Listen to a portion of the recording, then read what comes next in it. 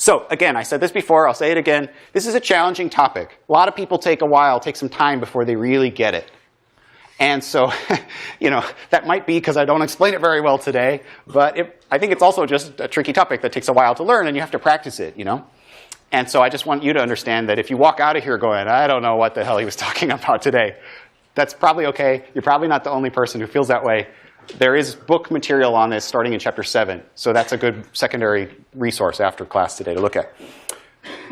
The tricky thing about recursion, one of the reasons that it's hard to learn is that in order to understand recursion, you must first understand recursion.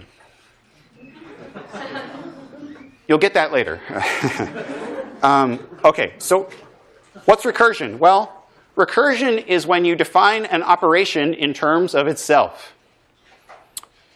And to be more specific, what I mean is that you can describe a way of solving a problem in terms of solving a smaller occurrence of that same problem.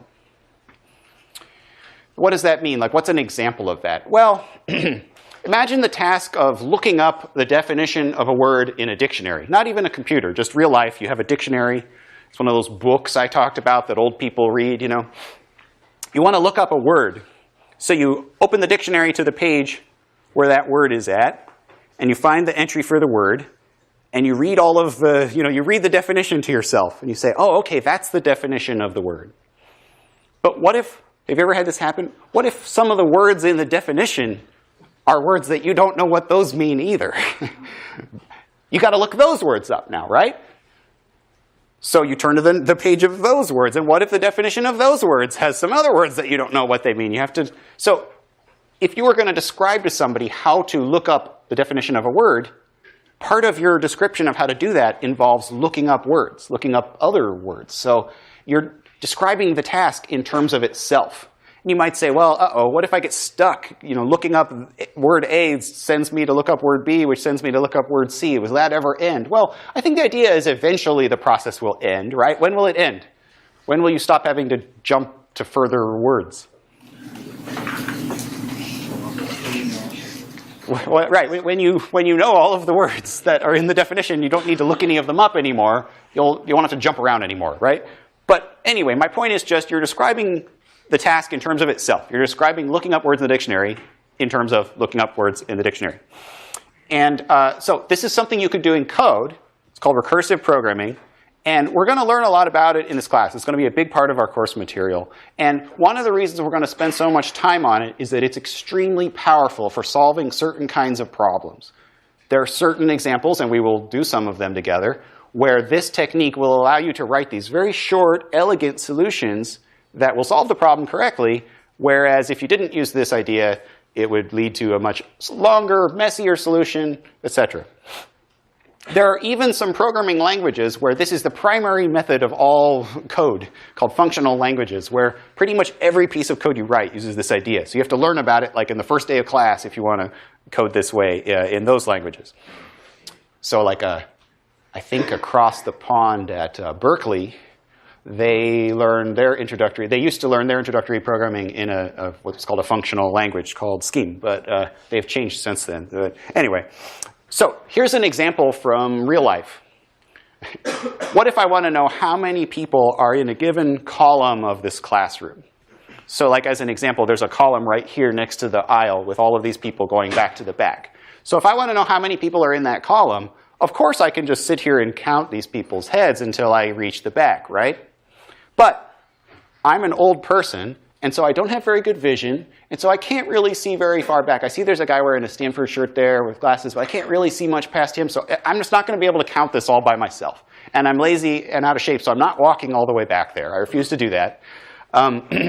So maybe what I'll do is I'll ask people to help me. I'll ask the people in this column to help me figure out the answer. So of course what I'm doing is I'm trying to come to a point where we develop a recursive algorithm for solving this problem. Okay, well, if I wanted to solve this problem recursively, the idea is that I describe the task in terms of itself.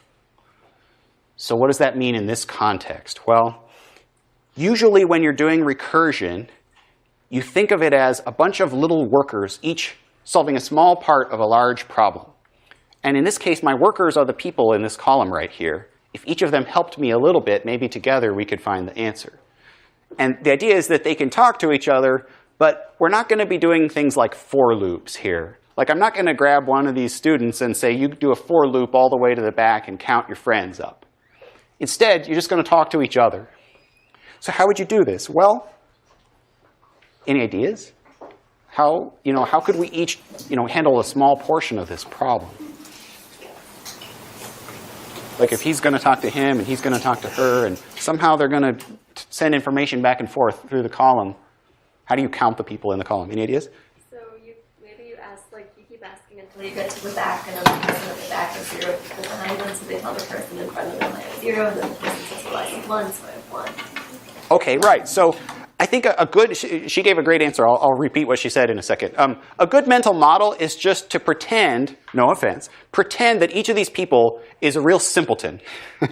And they're not capable of following very complicated instructions. They're also not capable of things like counting, moving around. They're just kind of drones, kind of like those Berkeley students I mentioned earlier. Now, I know you guys are capable of much more than that, but you'll play along with me, right? Now, what she said was an interesting idea. If I ask you how many people are in this column, you're going to say, well, I don't know. It's a bunch. I can't really see. So you don't really want to do all that work all by yourself. So maybe you could just ask the guy behind you the same question. How many people are there in the column? And he doesn't know. It's a bunch. I don't know. You ask the gal behind you how many people are in the column. And you keep asking that all the way back. And none of you knows the answer, right? So it gets all the way to the back. The gentleman in the back with dark hair gets asked the same question. How many people are in the column? And he turns around and says, I don't know. I'm going to ask the person behind me. Oh, there's no one behind me. What do you know? Let's pretend the people on the floor and standing up don't count in this exercise, right? So you in the back, you also don't know how many people are in the column, but you do know one thing that your buddies didn't know, right?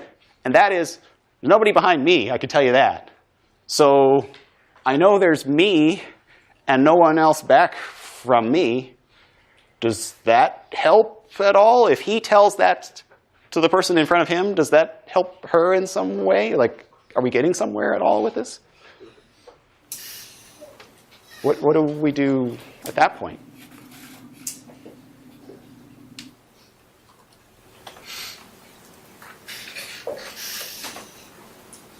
What do you think? Yeah. Okay, so there's kind of an adding 1 plus 1 kind of aspect here. So maybe the guy in the very back says, well, there's nobody behind me, but I'm here, so there's one person that I know of, which is me. And she says, oh, okay, well, I guess now I know that there's one person behind me, and I know that I'm a person. So I know of 2 people that there are. So maybe she tells the person in front of her, well, there's 2 of us back here. If that's helpful, there you go. And then the gal in front of her says, well, okay, and I'm one more person, so I know there's 3 people, me and back. And then that kind of plus 1s its way back to him at the front. And when that information gets all the way back to him at the front, he knows how many people are in the column, even though he himself didn't actually count them. In fact, no one person did all of the counting. Do you understand that? Like, yes, we're kind of counting by plus 1ing around, but no one person is doing all of it. There's no counting manager in charge of all of this. There's no real for loop here. Do you understand? A bunch of little workers doing a small part of the job. So I know it's a little bit tedious, but I want to actually try it. So do you understand the algorithm? Ask back and pass up. So how many people are in the column? I really want you to do it. Say it. Go ahead.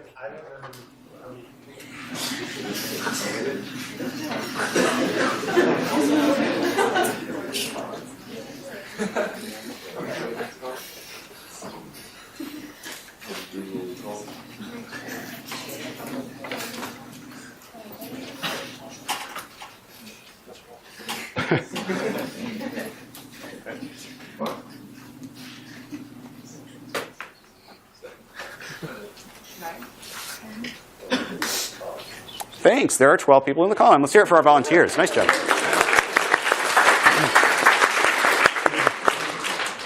I tried to give this same lecture at Cal, but I had to dismiss them after 50 minutes. They still weren't done.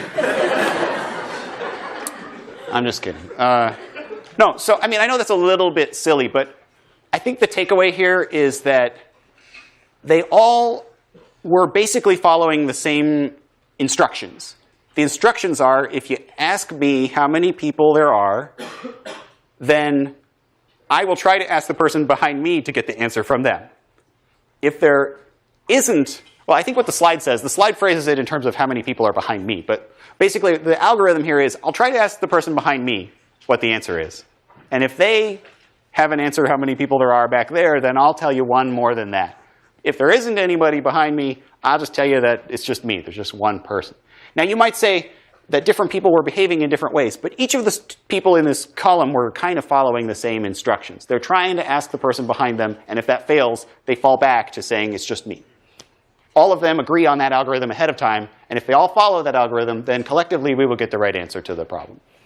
So what is this? Why is this recursive? What's all that recursion stuff here? Because asking someone how many people are in the row, the way that they answered that by asking someone else how many people there were in the row. So they described their solution to the problem in terms of the same problem itself. But they passed the buck on to a different person. So that's kind of the idea here. Looking up the word, and then looking up the next word, and then looking up the next word in the dictionary. Same idea. OK, so if you're going to write programs that are recursive, here's what you do. You can write functions that call themselves. And typically, the code of these functions has an if-else statement that divides the behavior into two cases. One of those cases is called the base case. A base case is a simple problem that the function can solve right away with no complications and no help. So in our example of people in the column, the basic case is there's nobody behind me, so I guess there's just one of me here. OK? The recursive case is the second option. The recursive case is, well, I'm not in that basic case. I'm not the last one in the column, so I need help. If you need help, you end up asking some other person to help you solve the overall problem. OK? And like I said, the key concept here is each person in my example does a little bit of the work. And collectively, that adds up to do all of the work. And any problem that I give you, if I say I want you to solve this problem recursively, you start thinking, well, how is this problem similar to itself? How is this problem solvable by smaller copies of the same problem? OK? OK, let's do a code example.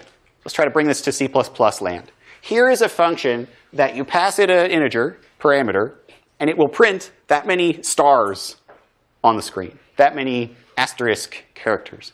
So this is a very simple function, and it just uses a for loop. And there's no particular need to use recursion here.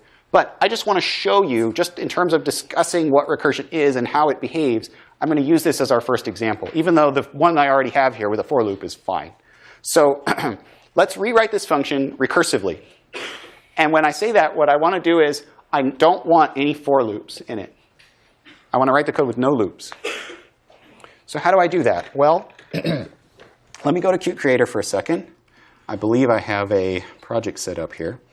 So if I want to write void print stars that takes int n, the current version of the code does this for loop. I'm not allowed to have the for loop anymore. I told you that recursive code often has this base case and this recursive case. So usually the structure of a recursive function looks something like this. If something, maybe I'll just put a question mark here. If something, then we're in the base case. And that's easy to solve. And we just do it ourselves, you might say. And otherwise, if the if statement isn't true, then we are in what's called the recursive case. And that one's hard to solve. And we will ask for help by making calls to ourselves, to our own function. OK, so let me ask you this. If I was asking you to print stars, and you're not allowed to use loops, so like I say print 87 stars, and you have to somehow 87 times call the print a star operation. We have to try to figure out what's an easy number of stars to print versus what's a hard number of stars to print. What is an easy number of stars to print? 1 star. Without a loop, it's pretty easy to print 1 star, right? So how about if I said if n is 1, then I'll just do cout star. There.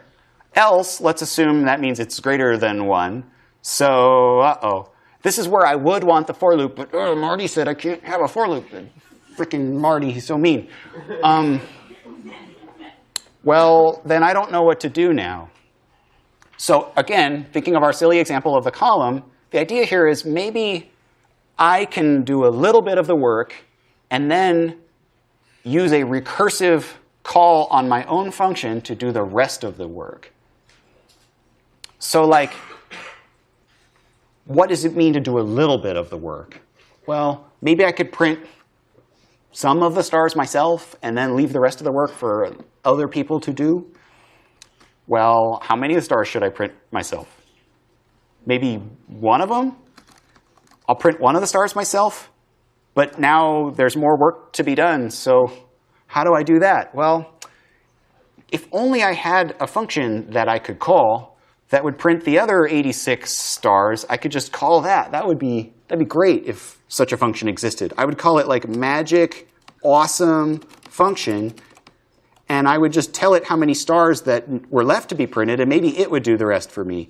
Since I printed one of the stars, and the total number of stars I need to print is n, how many stars does magic awesome function need to print? n minus 1. Well, now the only problem is that this doesn't exist. I really wish there was a function that existed that would do that. Oh my god, I just thought of something really cool. What if I'm the magic awesome function? Oh my god. The power was within me all along. OK, so what's happening here? So if I call print stars and I pass it like 5. Wait, why didn't that work? Oh, I held the wrong. I have it on a magic pen here. 5. I passed 5. OK, n is 5. So it goes to here. Is n 1? No, 5's not 1. So it goes down here, else. C out, star. So it prints a star. Then it says, now I have to call print stars with n minus 1. n minus 1, 5 minus 1, that's 4. So that makes it call this function again, but with an n of 4, right? So again, is n 1? No, print, or so it doesn't go in the if, it goes in the else. So that prints a single star. So OK.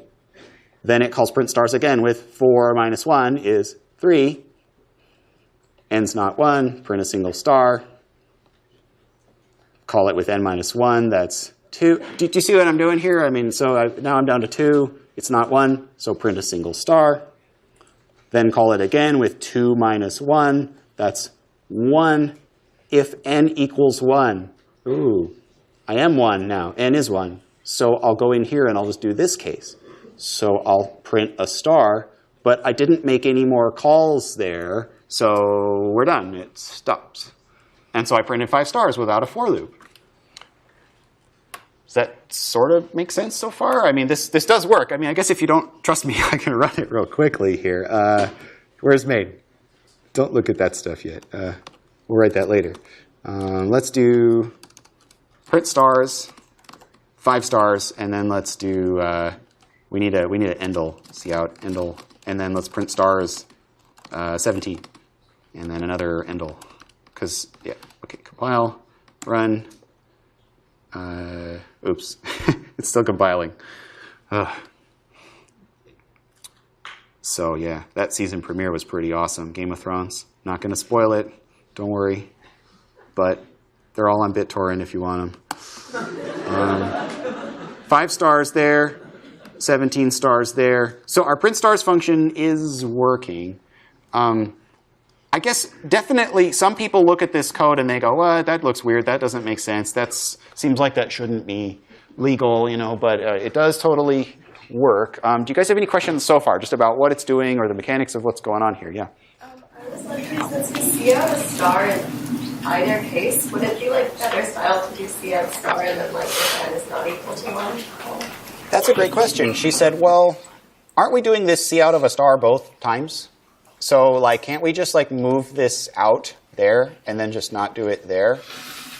Yeah, that would also be totally fine. I wrote it the way that I did because we were just sort of organically writing it as we went along. And now that we're done writing it, I think we want to kind of clean it up a little bit. But I guess the reason I had it the way I had it for the moment was like, I think it's OK to think of the 2 cases as being totally separate. Like, what do I want to do in these 2 cases? That's a good way to start. And then when you're done, if there's similarities, you can sort of pull those back out. I think it's very difficult when you first look at the problem to say, oh, I can see that these two lines are always going to be there. And so that would be more of a now, later in this process thing to pull that and clean that up. And I'm going to leave it this way for just a second, but I want to get to that in a second. Yeah, was that your question too? OK. Yeah, in the back. Why do you need a base case? Why do I need a base case? That's a great question. It seems like really, let me just comment out that and comment out that, right? So now it's always going to just print a star and call print stars n minus 1, right? What will that do? So if I call it with 5, it'll print 1 and then call it with 4. It'll print 1 and then call it with 3. Print 1, call it with 2. Print 1, call it with 1. Print 1, call it with 0. Print 1, call it with -1. Print 1, call it with -2. Print 1, call it with -3. We will produce what's called an infinite recursion because it will never stop calling itself. And so that will actually lead, when you call functions in the memory of the computer, it allocates a little bit of memory so it knows where to jump to and stuff. It's called a call stack. When your program crashes and you get the list of line numbers, that's the call stack dumping out. The call stack has a limited size that it can reach. And if you exceed that size, you get a stack overflow. You might have heard of a website called Stack Overflow. They're making fun of this bug, this crash, basically. The program will crash at that point. So we have to have this base case so that the repetition will stop at some point. Just in the same way, it's almost like having a while true loop if you don't have a base case. You just never stop calling yourself. Another question, yeah? Instead of writing the base case, could you not say if and not equal 1? Right, so let me refactor a little bit here. So I'm going to put back the if-else. Now, let's combine what you were saying and what she said, which is like this C out of a star we always do. So a little bit like that. And then you're saying, well, if n equals 1, there's nothing to do. So if you have an empty case like that, you don't need to write it this way. You could just say if n is greater than 1, call myself again. Right? So this would, I think, also work, right? The reason I didn't write it this way initially was because I think the pattern of attacking a lot of these types of problems is to think of it as two cases, a base case and a recursive case. And an if-else usually represents the split between those two cases.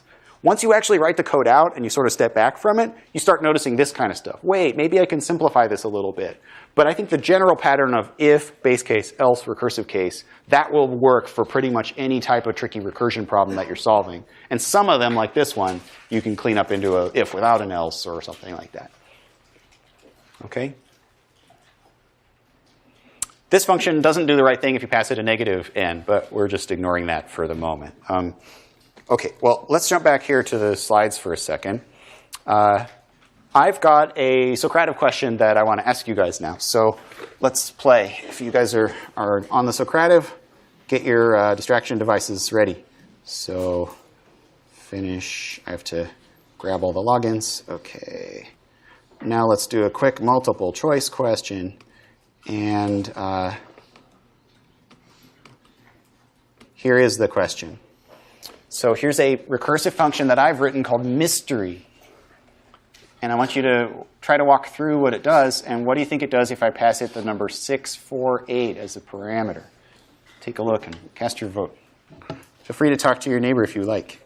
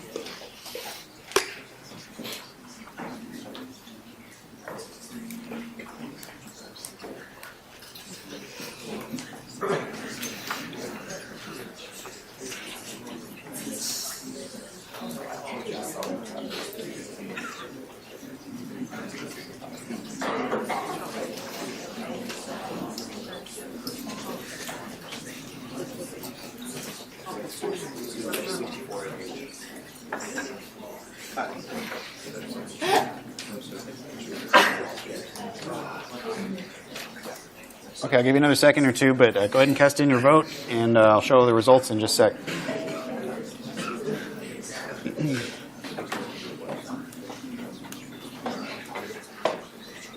It looks like there's a pretty clear favorite, and that is answer B, which got 86% of the vote. That's good. I think that's the right answer. Let me go check. Let me go double check here. So what's really happening here?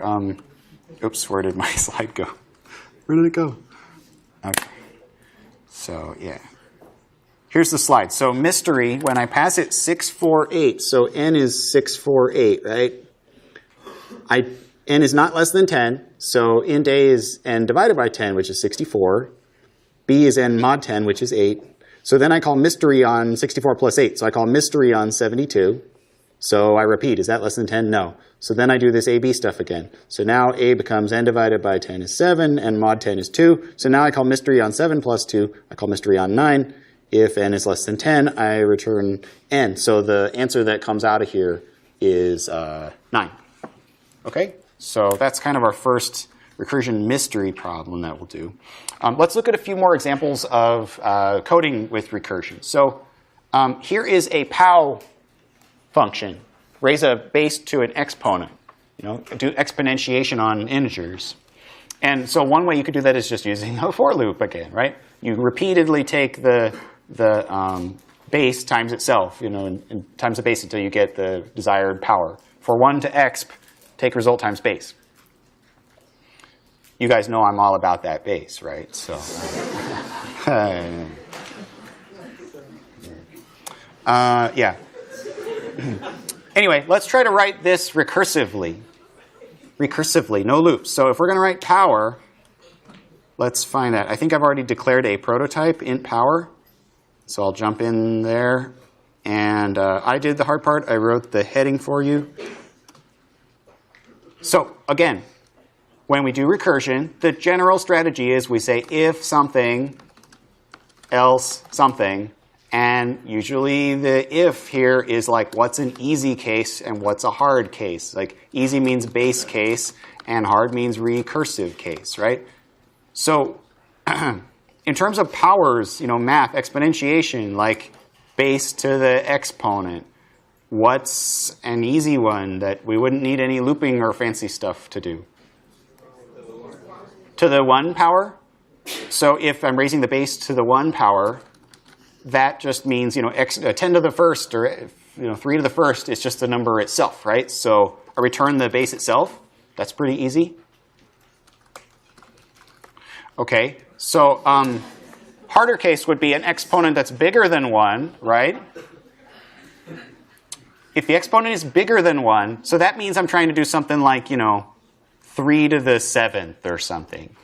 3 to the 7th. Well, is there any way that I could break off a small portion of this computation and do that part myself and have recursion compute the rest of the computation for me? A useful mental model here, remember how I talked about like, dang, if I had an awesome function or whatever I called it, and the awesome function, like kind of the way you think of this awesome function is, what if I had a function that could compute powers for me? And the only constraint was I'm not allowed to pass it the same base and exponent that I was given. I have to chip it away a little bit. But then as long as I chip it away a little bit, it can do bases and exponents on the rest of it for me. What part of it could I chip away? And what part of it would they do? Like any ideas here? What do you think, sir? Be base equals base squared or base times base. Base times base? OK, so I could do base times base once. And then I could leave the rest for my awesome function. Well, I guess the thing you have to be careful about is like if you do base times base and then you do base times base, base times base, you're going to get to the 2nd to the 4th to the 8th to the 16th. And we want to be able to compute odd powers too, right? So I think this is on the right track. Like we want to sort of multiply times the base once and leave the rest for magical recursion to help with. But I might phrase it like a little differently. Like, can somebody rephrase a little bit? What do you say? Return base times power base x minus 1. Right. So I'm going to call myself, and I'm going to pass the same base. I'm just going to pass the exponent minus 1. Because we all know that 3 to the 7th is equal to 3 to the 6th times 3 to the 1, right? That's true. And our base case is capable of doing the part on the right. To anything to the 1, we can handle, right? Ourselves, using that easy part, that base case part. This 3 to the 6th part is the tricky part, and that's where I need to use my awesome function. And I'm allowed to use my awesome function as long as I chipped away a little bit of the values so that what I passed to him is a little different than what was passed to me.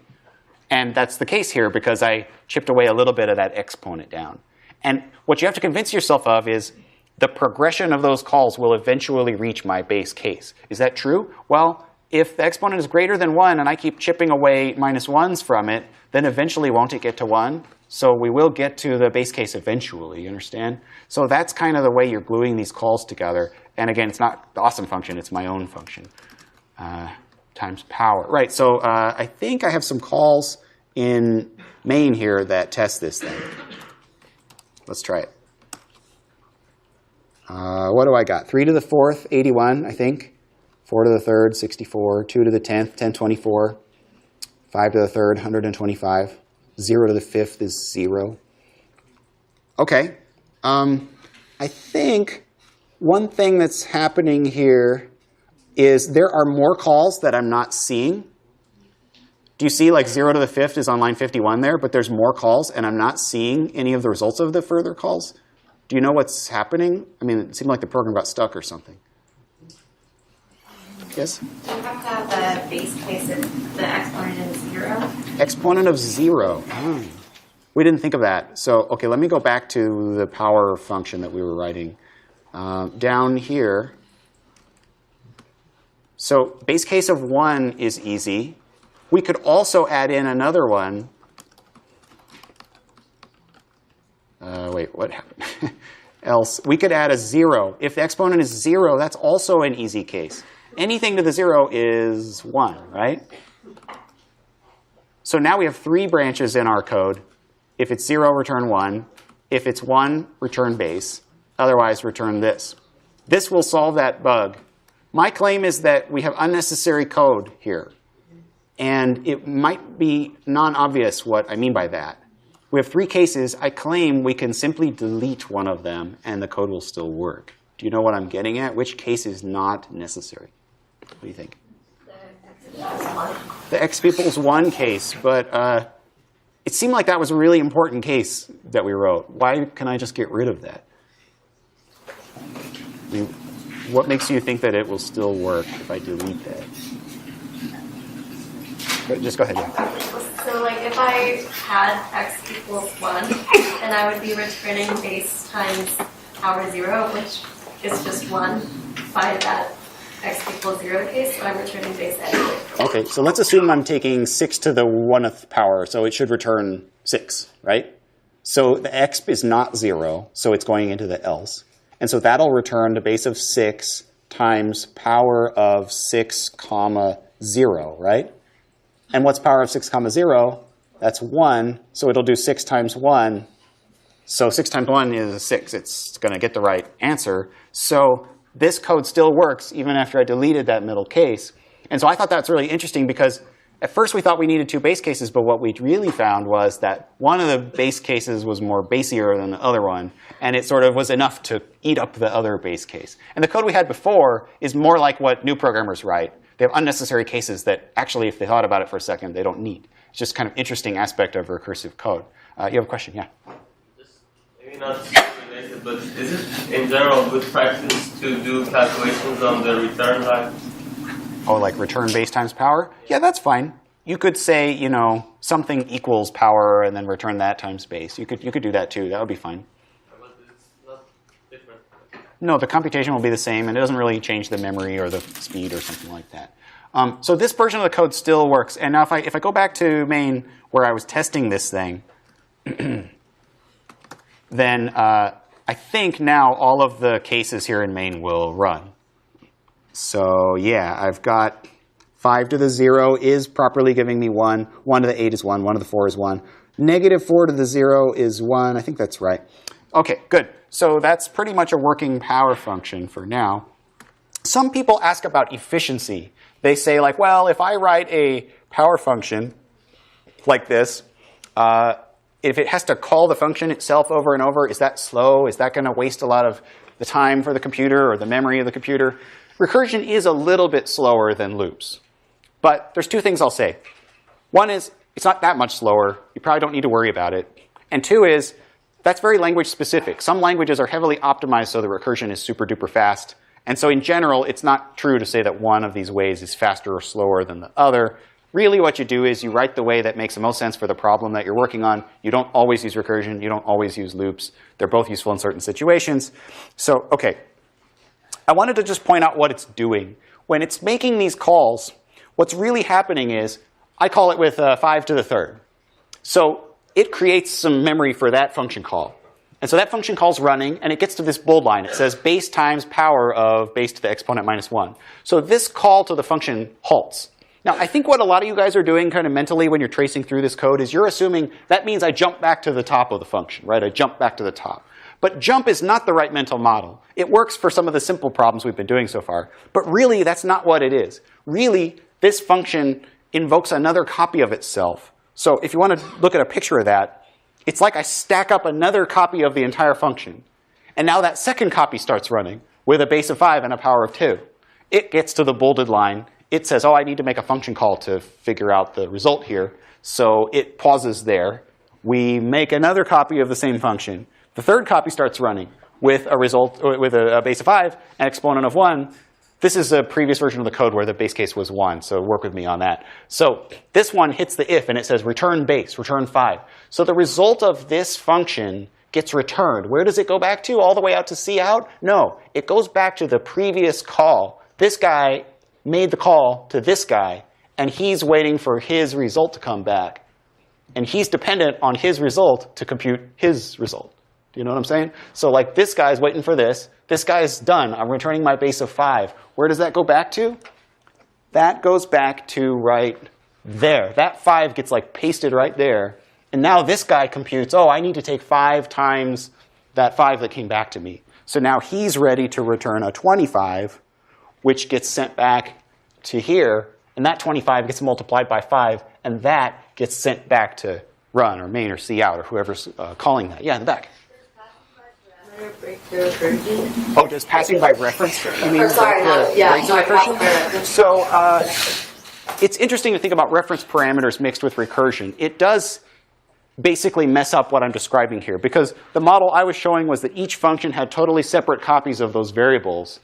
And if you share by reference, then they're not going to be separate. But I think in most of our examples, we will be passing by value and not by reference. Sometimes we have a shared piece of data that they all want to look at, and we'll pass it by reference on purpose. But most of these examples, it's important that the exponent is different on each call. So I don't want them to like share a single exponent between all of them. OK? So anyway, this model of like stacking up index cards or something is a way that a lot of people talk about recursion. OK, so what is this? This is that example from the Socratic question. I'll skip that. So that whole business about sometimes you can find a more basic base case, I like to call that recursion zen. Once you become truly enlightened about recursion, you say, oh, I can think of an even more basic case than this. You know, it's like if you think you're carbon neutral and then you realize, oh, you can actually save even more carbon than that. You know, you like reach this really enlightened state and whatever people do. So 0 base case is better than 1 base case for this example. There's a lot of examples like that that we'll see as we go along. One thing I wanted to mention was our version of POW. It doesn't work if you pass it a negative exponent, because we assume the exponent isn't negative. Our code works great as long as the exponent is 0 or more. So what do? Well, if they pass you a negative number, that's a bad thing. So one thing you can do is write a comment at the top of your function and say, hey, don't pass me negative numbers. And that's fine. That's a good thing. Documenting things like that is called documenting your preconditions. You might have heard that term in 106A, maybe. So that would be a good thing to write here if we had this function. But they can still do it. They could ignore our comment and pass us a negative number. So now we're getting into the issue of a misbehaving client. We've written the POW function, and the people who call it might not be ourselves. And that code that's calling the function is the client code. Maybe that code is not behaving itself. What do you do if your client code is misbehaving? Well, you could print them a message and say, hey, stupid, you're not supposed to call me that way. But the way that we usually deal with these things is by what we call throwing an exception. You might have seen this. You might have seen a little bit of talk about exceptions in 106A. Exceptions are like errors that you use to crash the program. And you guys probably don't like errors. You probably think I should avoid errors at all costs in my program. But if you're writing a library or something, you sometimes want to intentionally crash the program to let the user of your function know that they didn't use it properly. So a pretty classic thing that you do in a function like this is, you'll go down to your pow function. Where is it? Pow, pow, pow, pow. Right here. And rather than just assuming that they pass a non-negative exponent, we'll just say, well, if the exponent is less than 0, then I will throw the exponent back at them. I don't want this freaking parameter. Just throw it back in their face, and you throw it at them. It's like people throw a shoe at a politician or something. It's like that, And this will crash the program. Kaboom. Let's see it in action. Up in the main, we have a call of 5 to the negative 3. See that? I compile and I run, and the program gets through those other calls, but then it says an int exception was thrown, negative 3, and then it gives me this stack trace. I was in the power function, and line 93 threw that error out of there. And again, we don't like our programs to crash, but this example is like the person who called that function has a bug, so we're crashing the program so they know about the bug and they can find it and fix it. So in that sense, this is meant to be a helpful crash. So this is a pretty common thing that you do when you write functions in general, and certainly recursive functions, is throw exceptions when you get bad parameters. So sometimes I'll give you on future assignments, homework 3 and above, I'll tell you to write a function that I want you to write, and I'll say, if they pass you this kind of a parameter value, throw an exception. So I'm talking about stuff like this. You can also say things like throw a. Don't do that. I hate this exponent. Whatever. You can throw string messages out, and they can see the messages appear out on the screen as well. So you could throw different types of things at them. There you go. Anyway, I want to move on to another example. I've got a Socrative here, but I'm going to skip it for a second. I want to write a function called isPalindrome. Pass in a string, and it will return true or false if the string is the same forwards as backwards. So we talked about forwards and backwards and reversing things last week. There was a data structure that's good for that. Do you know which one I'm talking about? Stacks are good for that. We're not going to use data structures to solve this problem. We're also not going to use loops to solve this problem. But you might note that recursive function calls stack up. So they are stacky in that way. How is this problem recursive? How is it similar to itself? If I'm asking you whether a string is a palindrome, can you help answer that by knowing whether some smaller part of the string is a palindrome? Would that help you answer whether the overall string was a palindrome? What if you could know that most of it was a palindrome, and then you yourself could figure out that the rest was as well? How would you slice and dice that? What little piece would you break off, and what would you leave for recursion to do? What do you think, sir? So it would be the first and last letter, or the second and second to last letter, and if you go chopping those down all the way, and they're all the same, then you finally get to the middle, and that would be your base case. You just have to deal with the fact that sometimes it might be an odd-numbered word, odd-length word, or an even-length word. That sounds like a great idea. So if something, else something. So your suggestion is chop off the first and last letter. OK, fine. Char first equals S0.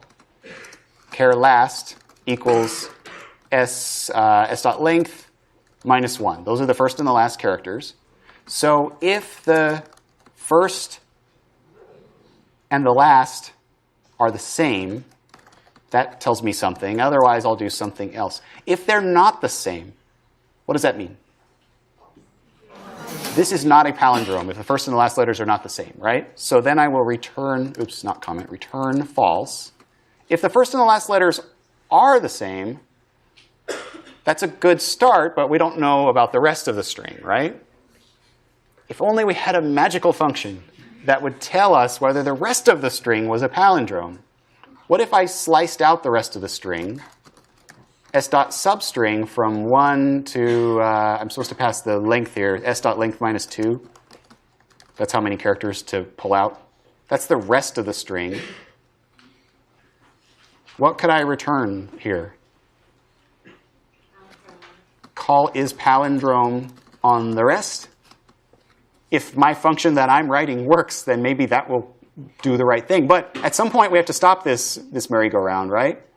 So this is supposed to be the base case, the easy case.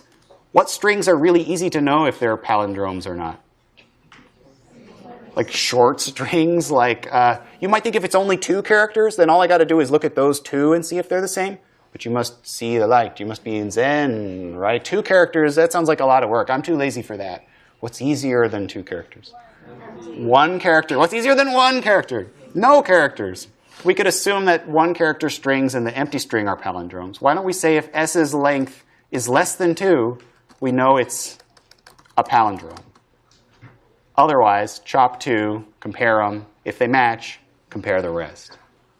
That's an is palindrome function. I've got to stop there because we're out of time. Have a delightful day. We will do more recursion on Wednesday. See you guys later.